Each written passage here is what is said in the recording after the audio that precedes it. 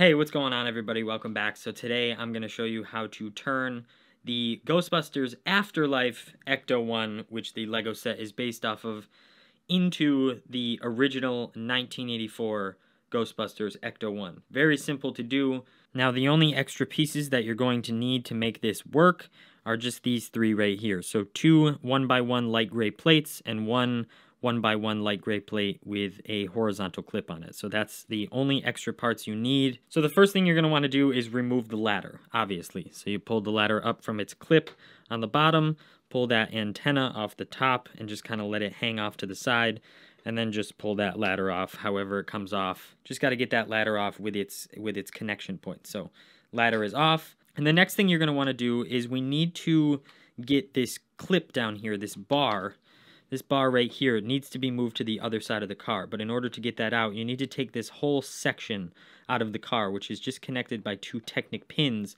But it can kind of be a pain in the ass to get it out, especially on the other side. On this side, you can grab a hold of that bar and these tubes, and you might be able to get it out a little bit easier. Well, came out a little bit, so I can kind of grab it now. But you just need to get that section out, pull those tubes out. And once you have this section out, we can move on to the other side. So now that we're at the other side, you need to do the same thing that you did on the other side. You need to remove this whole section of the car. On this side, it is a bit more of a pain in the ass because there's nothing for you to grab. So what I would suggest doing is removing these three slopes from the bottom here and removing at least one of these sloped bricks here, because then you can get it, kind of grab a hold of it a little bit better and kind of pull that thing out of there with your fingernails. There we go. So now that that's out of there and you have these two sections, just put those aside for a second, and we're going to move up to the top. So the next thing you're going to want to do is remove this bar completely. So pull it out from the top here with that little bar intact and actually disconnect it from the body. Just take that thing off completely.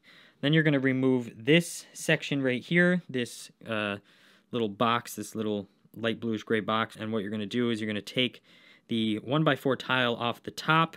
You're going to remove this 1x1 brick with the hole in it. So you get this little, so this is what you're going to want to look like right here.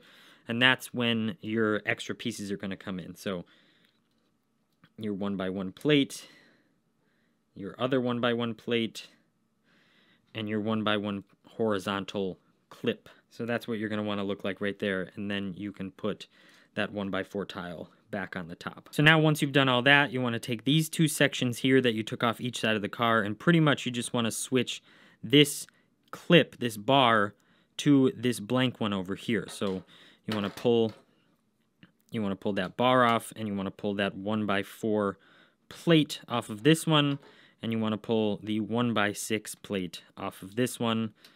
And then on this blank one that doesn't have, the one that doesn't have the Technic holes, you want to put that bar on the right side and that 1x4 plate next to it, and then on the one with the Technic holes, you want to put that 1x6 plate on there. And then what you want to do is you want to take the section with the bar, and you're just going to put that back in where you took it out from.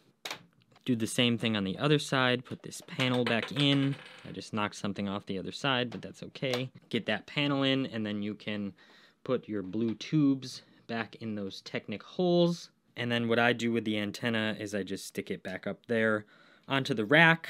And now it's time to put the ladder onto the right side, so to speak, of the car. So you're just going to take your ladder and attach it the same way it was attached on the other side to the rack there, and then to its little clip on the bottom. And next you're going to take that little modified section here with your clip on the side, and you're going to put that back on the top.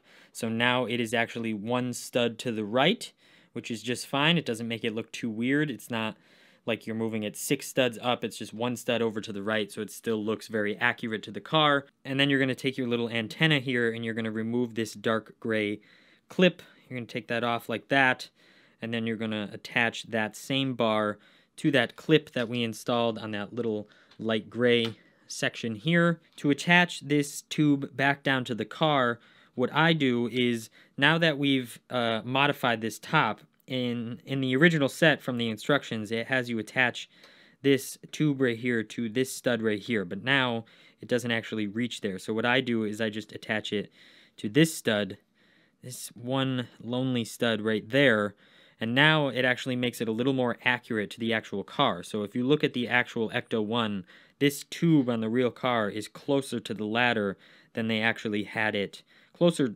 this way than they actually had it in the instructions in the actual set. So now it's a little bit more accurate to the original car. Now I should mention that once you do this, the gunner seat door is not going to open as far as it needs to allow the gunner seat to come out smoothly. It'll still come out, but it will hit this door and not spin around properly. So that's just up to you. To me, when this is just sitting on a shelf, I'd rather have it look more like the original ECTO 1 than have this door be able to open. And another thing you can do, which is going to make this door not open even more, is you can switch this handle to the other side to make it look even more like the original ECTO 1. So pretty much all you do is you just pull that bar up, you pull all these slope bricks out, you get this 1x6 plate, and you put that towards the front where the bar was, and then you put that bar on the back, and put all your slope bricks back, and now it looks like a regular door. Now it looks like the original ECTO 1, and it looks like that door opens regularly. However, it doesn't. You could go even farther and take these hinges out and remove the gunner seat completely if you want a true original 1984 ECTO 1, but for now, for me, I think this looks fine. So there you have it, my friends. There is the LEGO Ghostbusters Afterlife ECTO 1 transformed into the original 1984 ECTO 1, and I think it looks great. I don't think it takes anything away from the model. If anything, it adds to it just for me, because I'm a fan of the original ECTO 1. But who knows? Maybe I'll like the new movie a lot, and I'll want to switch it back over. But for now, this is how it's going to live, and I'm happy about that. So I hope you enjoyed the video. I hope it helped, and I'll see you in the next one.